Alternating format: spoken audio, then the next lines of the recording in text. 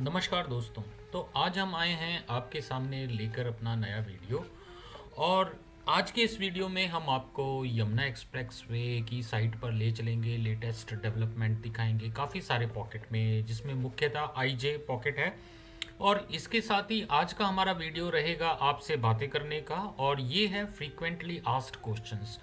तो ये वीडियो काफ़ी इन्फॉर्मेटिव है, साइट भी इसमें हमने दिखाया है, डेवलपमेंट भी दिखाया है, और आपको क्वेश्चंस भी दिखाए हैं, क्वेश्चंस भी बताए हैं। तो सबसे पहले मैं शुरुआत करूंगा, बहुत तेज़ी से बताऊंगा, आपको ध्यान देना होगा इस वीडियो के अंदर क्योंकि टाइम कम है और इन्फॉर्मेशन बहुत ज़्यादा है।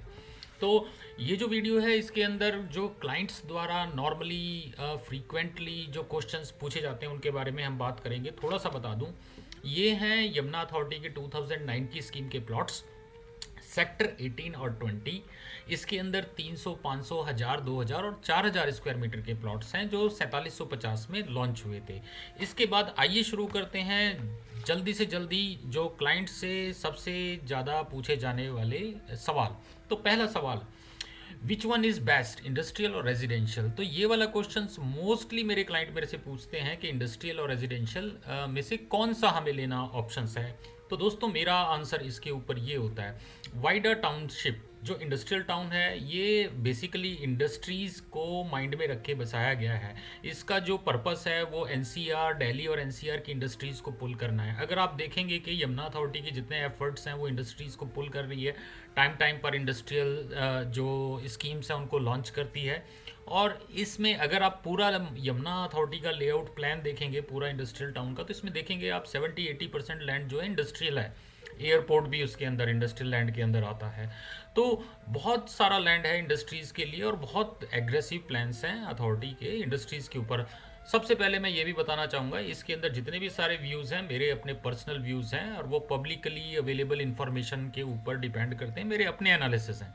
तो आगे चलता हूँ, केवल 20 से 30% लैंड इसमें रेजिडेंशियल लैंड है। अब आपको ये देखना है कि जहाँ पे रेशो होता है कम और ज़्यादा का, फॉर एग्जांपल अगर रेजिडेंशियल ज़्यादा है तो इंडस्ट्रियल की बहुत वैल्यू होती है, कॉमर्शियल की बहुत वैल्यू होती है। अगर कॉमर्शियल और इंडस्ट्रियल जाता है तो रेजिडेंशियल की वैल्यू होती है। तो मेरा अपना ये ओपिनियन है, इतनी सारी इंडस्ट्रियल जो जो टाउन है, इतना लैंड है और जो मैन पावर काम करेगी उसको अकोमोडेट करने के लिए 20 to 30% जो रेजिडेंशियल लैंड है बहुत कम होना है। इसलिए एप्रिसिएशन इसके अंदर रेजिडेंशियल लैंड में ही होनी है। और रेजिडेंशियल लैंड में भी आप देखेंगे, जो मास्टर लेआउट प्लान को ध्यान से देखेंगे उसके अंदर जो आपका येलो कलर के अंदर दिखाया गया है वो रेजिडेंशियल लैंड है। और जो ओवरऑल रेजिडेंशियल लैंड है कुछ ही सेक्टर्स के अंदर है, सेक्टर 18, 20, 17, 22D, 17A, और फिर जो हमारा सेक्टर 25 में भी कुछ पार्ट है। तो इसमें भी आप देखेंगे सेक्टर 18, 20 का लगभग 70-80% आउट ऑफ इंडस्ट्रियल लैंड जो सेक्टर 17 और सेक्टर 18 और 20 में है। तो दोस्तों ये 2009 में पूरे शहर को एक साथ बसाने की कोशिश की गई थी, जिसमें बहुत सारे रेजिडेंशियल प्लॉट्स निकाले थे, लगभग 15 to 20,000 के करीब प्लॉट्स अलॉट किए थे, इंक्लूडिंग जो फार्मर कंपनसेशन वाले हैं और अथॉरिटी वाले जो हैं जिनकी हम बात कर रहे हैं वो भी इसके अंदर। तो दोस्तों ये था मेरा आंसर। तो आपको आंसर मिल गया होगा कि which one is best, industrial और रेजिडेंशियल। मेरी उसमें अगर आप वाकई में इंडस्ट्रीज मूव कर रहे हैं तो आपके लिए इंडस्ट्रियल बेस्ट है, एंड यूज़र है, but investment point of view से आपको केवल रेजिडेंशियल लैंड में ही जाना चाहिए।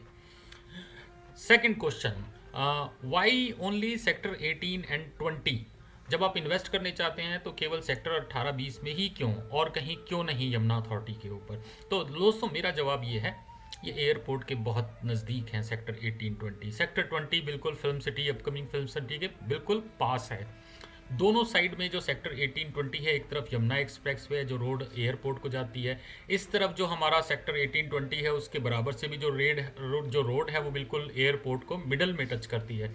और ये अपने आप में लगभग 3500 एकड़ का पूरा सेक्टर 18-20 ये एरिया है, अपने आप में कंप्लीट सिटी है जो एक बार में लॉन्च करने की कोशिश की गई।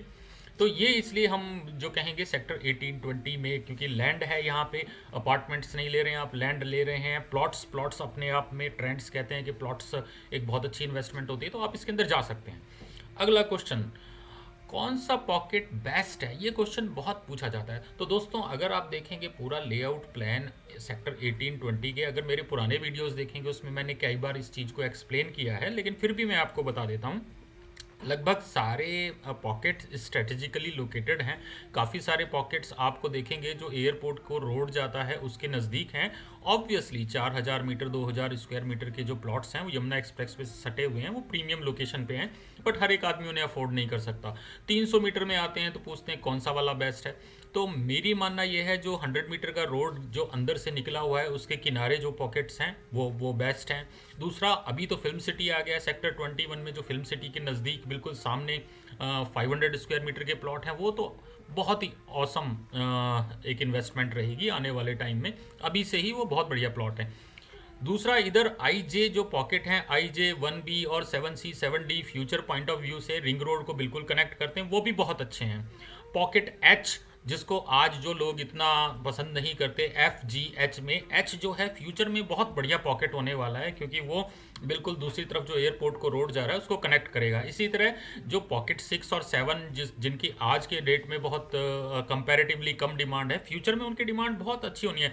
तो ओवरऑल अगर हम देखेंगे तो पॉकेट 3, पॉकेट 5 और जो ये हमारे पॉकेट्स हैं, बीच में एक आपने देखा हुआ एक गोल चक्कर है, प्योरली रेजिडेंशियल एरिया। आने वाले टाइम में बहुत ही शानदार एरिया बनेगा वो, क्योंकि वहाँ सारे पॉकेट जो हैं 3D है, 3A है, 3C है और हमारा 5AB है, ये सारे पॉकेट्स जो हैं एक गोल चक्कर बना हुआ है। एक तरह से आप समझ लें कि वो बहुत बड़ा गोल चक्कर, शानदार एरिया, रेजिडेंशियल हब बनने वाला है। तो वो लोकेशन भी बहुत प्रीमियम। अब आपने देखा होगा मेरी कन्वर्सेशन से ये लग रहा है कि मैं सारे ही पॉकेट्स की तारीफ कर रहा हूँ। तो दोस्तों वाकई ये सच है। आपको जाना चाहिए प्लॉट की लोकेशन पे, वेदर प्लॉट इज कॉर्नर और whether plot is park facing, direction is absolutely fine, connectivity is very good. अगर आप इन सब चीज़ों को ध्यान में रखते हैं और प्लॉट के ऊपर फोकस करते हैं तो मेरे ख्याल से वो सबसे बढ़िया चीज़ वही होगी। आप सेक्टर कोई भी ले लेते हैं, कुछ सेक्टर्स आज की डेट में डेवलप हैं, पॉकेट्स आज की डेट में डेवलप हैं, कुछ ऐसे हैं जो फ्यूचर में बहुत अच्छे होंगे। जो LMN जो पॉकेट्स हैं, अगर आप देखेंगे तो वो उधर पूरा पीछे की तरफ कॉमर्शियल है। अगर आप लेआउट प्लान देखेंगे, एयरपोर्ट को जो रोड जा रही है दूसरी तरफ से उससे भी कनेक्टेड हैं, तो वो पॉकेट भी अपने आप में बहुत अच्छे हैं। दोस्तों अब हम शुरू करते हैं एक और क्वेश्चन। लोग पूछते हैं कैसा रहेगा इन्वेस्टमेंट में, फ्यूचर पॉइंट ऑफ व्यू से कैसा रहेगा, क्या मेजर प्रोजेक्ट आ रहे हैं। तो मैं आपको बता देता हूँ, सबसे जो मेगा प्रोजेक्ट है यमुना एक्सप्रेसवे के ऊपर, वो है हमारा नोएडा इंटरनेशनल एयरपोर्ट, जिसके अंदर 5 रनवे हैं। 5 रनवे वाला आप समझ सकते हैं कि ये कार्गो प्लस पैसेंजर दोनों को अफोर्ड कर सकता है। इसकी कैपेसिटी बहुत होगी, मैन पावर बहुत काम करेगी इसके ऊपर, और highly paid man power airport के ऊपर काम करती है। तो उस हर आदमी अपने वर्क प्लेस के पास रहता है और ये सेक्टर्स एयरपोर्ट के सबसे नज़दीक हैं। तो ऑब्वियसली कि यहाँ पे जितने भी लोग हैं वो यहाँ पे एयरपोर्ट के पास सेक्टर 18-20 में रहना पसंद करेंगे। एयरपोर्ट के आसपास वैसे भी देखा होगा अपने के अकोमोडेशन इंडस्ट्री बहुत 5 star 4 star 3 star 2 star hotels बहुत होते हैं। और आसपास अगर आप देखेंगे सेक्टर 18 और सेक्टर 20 का मास्टर लेआउट प्लान देखेंगे, उसके बियॉन्ड देखेंगे, आगे तक एयरपोर्ट तक कोई रेजिडेंशियल कोई प्लान नहीं है, कोई सेक्टर नहीं है। आगे लगभग 155-160 स्क्वायर किलोमीटर का इंडस्ट्रियल जोन है, उसकी अकोमोडेशन भी सेक्टर 18-20 पूरी करेगा। उसके बाद फिल्म सिटी है, 1000 एकड़ की फिल्म सिटी हमारे सेक्टर 20 के बिल्कुल एडजेसेंट सेक्टर 21 में है। अब देखिए इतनी बड़ी फिल्म सिटी है, CBRE एक one of the best companies है वर्ल्ड के अंदर, उसको ये कॉन्ट्रैक्ट दिया गया है। और हमारे यहाँ इस यमुना अथॉरिटी में आप देखेंगे कि यमुना एक्सप्रेसवे के दूसरी तरफ पूरा ग्रीन लैंड जो है वो हमारा फॉरेस्ट लैंड है। तो हमारे यहाँ स्टूडियो के लिए मतलब बड़े बड़े स्टूडियो, मेगा स्टूडियो बन सकते हैं। मतलब हमारे पास 1000 एकड़ के अलावा भी बहुत सारा लैंड है, लैंड बैंक है, जिसके अंदर हम ग्रीन लैंड है, जिसके अंदर हम स्टूडियो बना सकते हैं, अपने हिल्स बना सकते हैं, अम्यूज़मेंट पार्क बना सकते हैं, सेट्स बना सकते हैं, बहुत ही ग्रीन पार्क, ग्रीन फॉरेस्ट बना सकते हैं। तो हमारे पास एम्पल लैंड है। तो आने वाले टाइम में मैं कहता हूँ कि ये इंडिया का सबसे बेहतरीन फिल्म सिटी होने वाला है, हमारा यमुना अथॉरिटी का जो ये फिल्म सिटी प्लान्ड है। वैसे भी गवर्नमेंट बहुत सीरियसली फोकस्ड है, बहुत कम टाइम में इन्होंने बहुत सारी चीज़ें इम्प्लीमेंट कर दी हैं। अभी फिल्म सिटी की DPR आने वाली है और उसके साथ ही हमें ऐसी आशा है कि इसके अंदर अभी बहुत कुछ आपको देखने को मिलेगा।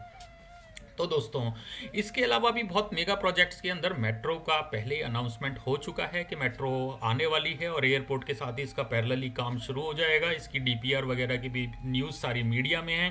फिर दिल्ली वाराणसी जो हाई स्पीड ट्रेन कॉरिडोर है उसका भी ट्रेन स्टॉप हमारे एयरपोर्ट टर्मिनल के साथ में बनाने का प्रपोजल मीडिया में आ गया है। तो इस तरह से बहुत सारे प्रोजेक्ट्स हैं। इसके अलावा मैं इंडस्ट्रीज़ के प्रोजेक्ट्स की, जैसे कि पतंजलि का और भी बहुत सारी इंडस्ट्रीज़ हैं, उनके प्रोजेक्ट्स की मैं बात नहीं करूँगा, क्योंकि इंडस्ट्रीज़ तो इंडस्ट्रियल हब है, बहुत सारी चीज़ें इसमें आएंगी। अब दोस्तों इसके अंदर अब बहुत मेगा क्वेश्चन मेरे से बहुत बार पूछा जाता है, डिफरेंस क्या है रजिस्टर्ड और अनरजिस्टर्ड प्लॉट्स के अंदर। तो दोस्तों मैं आपको बता देता हूँ, आपका ड्रॉ निकला, ड्रॉ निकलने के बाद अलॉटमेंट हुआ, उस वक्त सारे प्लॉट्स अनरजिस्टर्ड होते हैं। जब डेवलपमेंट होता है, अथॉरिटी डेवलपमेंट करती है, और डेवलपमेंट करने के बाद जब प्लॉट तैयार हो जाता है, आपको ऑफर ऑफ पोजेशन भेज देती है। उस वक्त में सारे अनरजिस्टर्ड होते हैं। अनरजिस्टर्ड डजंट मीन कि ये अनऑथराइज्ड है। अनरजिस्टर्ड प्लॉट है जिसका ऑफर ऑफ पोजेशन आ गया है, जिसने अपनी रजिस्ट्री करा ली है, सारी पेमेंट जमा करा दी है, वो रजिस्टर्ड है। और रजिस्टर्ड अनरजिस्टर्ड के अंदर क्या डिफरेंस होता है कि रजिस्टर्ड जो है उसमें डिमार्केशन होती है, फुली डेवलप्ड होता है। रजिस्टर्ड प्लॉट रजिस्टर होने के बाद अथॉरिटी कुछ दिनों के अंदर आपको फिजिकल पोजेशन लेटर दे देती है, पोजेशन दे देती है। अनरजिस्टर्ड के अंदर क्या होता है, अनरजिस्टर्ड अभी डेवलप हो रहा है। कुछ अनरजिस्टर्ड ऐसे भी हैं जिनका ऑफर ऑफ पोजेशन निकला हुआ है, लेकिन जो पार्टी हैं अपनी रजिस्ट्री की कॉस्ट सेव करने के बाद, और वो पहले से के पहले ट्रांसफ़र कर देती हैं दूसरी पार्टी को। तो इसलिए अनरजिस्टर्ड थोड़ा सस्ता होता है, रजिस्टर्ड थोड़ा कॉस्टली होता है। रजिस्टर्ड के अंदर लीज रेंट जमा होता है 1,42,500 का। इसके अलावा और क्या डिफरेंस है रजिस्टर्ड अनरजिस्टर्ड में, मैं एक और डिफरेंस बता देता हूँ बैंकिंग पॉइंट ऑफ व्यू से। अगर आपको लोन है तो केवल रजिस्टर्ड प्लॉट पे लोन होता है, अनरजिस्टर्ड पे लोन नहीं होता। अगर आपका सेल्फ फाइनेंस है तो ही आप अनरजिस्टर्ड ले सकते हैं। अगर आपके पास बैंक लोन जाना है, आपको बैंक लोन लेना है, तो केवल और केवल रजिस्टर्ड ही आपके पास ऑप्शन होता है। अनरजिस्टर्ड में लोन कराने के लिए आपको एक और लंबा प्रोसेस होता है जिसका मैं डिस्कस नहीं करूंगा। कोलेटरल स्कीम है, आप अपने बैंक से पता कर सकते हैं, जिसमें आप अनरजिस्टर्ड प्रॉपर्टी पे भी लोन ले सकते हैं, लेकिन आपको अपनी एक दूसरी प्रॉपर्टी सेम वैल्यू की मॉर्टगेज करनी पड़ती है। इसके बारे में मैं डिटेल से बात नहीं करूंगा, आपको अपने बैंकर से पता करना पड़ेगा कि इसके अंदर आप क्या कर सकते हैं। मैं फटाफट, क्योंकि टाइम कम है, दूसरे क्वेश्चन के ऊपर जाता हूँ आपका, कि रजिस्ट्रेशन और ट्रांसफर में क्या चार्जेस हैं और क्या ब्रेकअप है, क्या सर्किल रेट है, स्टाम्प चार्जेस क्या हैं। तो क्योंकि हम वेरियस साइजेस की बात यहाँ पे करेंगे, बहुत सारे साइजेस हैं, तो मैं आपको मोटा मोटा बता देता हूँ कि 300 मीटर के प्लॉट के अंदर हमारे पास लगभग 4.5 लाख रुपए ट्रांसफर चार्जेस लगते हैं। रजिस्ट्रेशन चार्जेस जो हैं यहाँ पे 17,500 सर्कल रेट है। आज की डेट में हम बात कर रहे हैं जनवरी 2021 में। और जो हमारा स्टाम्प चार्जेस लगता है लगभग 3,67,000 का लगता है इसके ऊपर। अगर आप गुणा करके अपने आप देख सकते हैं, तो स्टाम्प चार्जेस भी मैंने आपको बता दिए। ब्रेकअप, ट्रांसफ़र चार्जेस और इसमें रजिस्ट्रेशन चार्जेस में 367 का आपका स्टाम्प लगता है। स्टाम्प के साथ ही आपके 1% प्रोसेसिंग फीस लगती है। तो ये टोटल मिला के लगभग 7.5 लाख रुपए के चार्जेस हो जाते हैं। मोटा मोटा कैलकुलेशंस मैंने आपको बता दी हैं। 17,500 का आपका सर्किल रेट है। तो 500 मीटर पे टोटल आपके ट्रांसफ़र और रजिस्ट्री के लगभग 13 लाख रुपए लगते हैं। इसी तरह 1000 मीटर पे आपके लगभग 25 लाख रुपए लगते हैं। 2000 मीटर पे आपके लगभग 50 लाख रुपए लगते हैं। और 4000 मीटर पे लगभग आपके 1 करोड़ रुपए लगते हैं ट्रांसफ़र और रजिस्ट्री के। दोस्तों मेगा क्वेश्चन कई बार पूछा जाता है मेरे से कि ये when these plots were allotted in 2009 why there was no appreciation till yet. तो इसका एक बहुत अच्छा आंसर मैं आपको देता हूँ कि 2017 से पहले यहाँ पे कोई डेवलपमेंट नहीं था, खेती हो रही थी, बिल्कुल फार्म लैंड की तरह ये प्लॉट्स पड़े हुए थे। 2017 के बाद यहाँ पे डेवलपमेंट स्टार्ट हुआ। इस डेवलपमेंट के अंदर दोस्तों यहाँ पे प्लॉट्स की डेवलपमेंट हुई, सड़कें बनी, स्ट्रीट लाइट लगी, अपना सीवरेज का सारा काम हुआ। उसमें करते करते आपका 2019 से इसमें अप्रिसिएशन आना शुरू हुआ। और आज हमें 2021 में, बीच में कोरोना काल में भी आपने देखा होगा जून के लगभग में एप्रिसिएशन काफ़ी कम हो गया था। तो ये रीज़न था कि यहाँ पे 2017 तक कोई एप्रिसिएशन नहीं था। लेकिन अगर आप देखेंगे तो 2020 के बाद से इसमें काफ़ी एप्रिसिएशन, लगभग 30-40% का एप्रिसिएशन आया है। दोस्तों टाइम बहुत कम है, इसलिए हम आपका लास्ट क्वेश्चन अब और ले लेते हैं कि रीसेल के अंदर क्या रिस्क है, क्या हम रीसेल के अंदर जाएं। तो दोस्तों रीसेल के अंदर कोई रिस्क नहीं है। आपका सिंपल प्रोसेस है, आप अपनी सारी पेमेंट लेके ट्रांसफ़र पे आ सकते हैं। ट्रांसफ़र के टाइम में आप पेमेंट दे के अपने नाम ट्रांसफ़र करा सकते हैं, अगर आप 1-2 दिन में कराना है। अगर आपको 10 दिन, 15 दिन या 20 दिन करना है तो आप छोटा सा टोकन अमाउंट दे सकते हैं। उसके बाद अपना सारा पेमेंट आप ट्रांसफ़र के टाइम में दे सकते हैं। दोस्तों, अगर आपको प्लॉट की सेल परचेज के लिए कोई और जानकारी चाहिए या प्लॉट्स के लिए कोई आप कांटेक्ट करना चाहते हैं बेस्ट इन्वेंट्री के लिए, तो आप हमसे संपर्क कर सकते हैं। क्योंकि टाइम की कमी थी, ज़्यादा लंबा वीडियो हम बना नहीं सकते, तो इन छोटे से क्वेश्चंस के साथ ही हमें ये वीडियो ख़त्म करना पड़ रहा है। अगर आपके पास और भी कोई डाउट है और भी कोई क्वेश्चंस हैं तो आप कॉमेंट बॉक्स में लिख सकते हैं। हम रिलेवेंट क्वेश्चंस का 100% आंसर्स देते हैं। दोस्तों, अगर आपको ये वीडियो अच्छा लगे तो प्लीज़ अपने दोस्तों के साथ शेयर कीजिएगा। अगर आप थैंक्स बोलना चाहते हैं तो प्लीज़ लाइक कीजिएगा। और अगर आप सिमिलर वीडियोस फ्यूचर में हमारे चैनल के बहुत अच्छे अच्छे वीडियोस हम करते हैं, अगर आप ऐसे नोटिफिकेशन चाहते हैं तो हमारे चैनल को सब्सक्राइब ज़रूर कीजिएगा। तो दोस्तों, इसी के साथ ही बहुत बहुत धन्यवाद। मिलते हैं फिर अगले वीडियो में। नमस्कार।